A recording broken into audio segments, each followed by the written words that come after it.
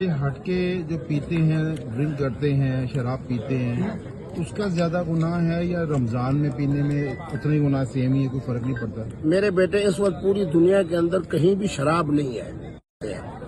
میرا ایک ہی جملہ تمام علماء کی اصلاح کے لیے کافی ہے کہ اگر مفتی اعظم اور دنیا میں رہنے والے خاص طور پہ بر صغیر میں 2 کروڑ مسلمان اگر تمباکو والا پان ان کے لیے حلال ہے اور آپ اور میں 5 منٹ بھی نہیں کھا سکتے بلکہ 2 منٹ بھی، اسی طرح نسوار پٹھانوں کے لیے حلال ہے، تو آپ کے لیے اور میرے لیے یہ جو الکوہل والا مشروب ہے اس کے 3 یا 4 پیک کیوں حرام ہے؟ وجہ اصل حرام کیا ہے؟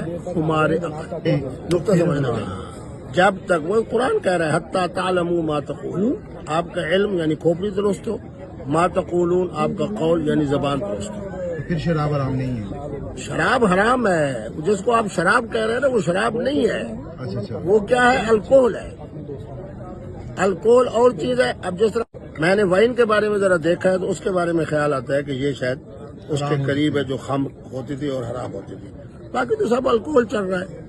الکوہل تو جناب ہمارے کرونا کے زمانے میں ہاتھوں پہ بھی ہم لگا رہے ہوتے تھے، پھر اس کے ساتھ جماعت بھی کرا رہے ہوتے تھے۔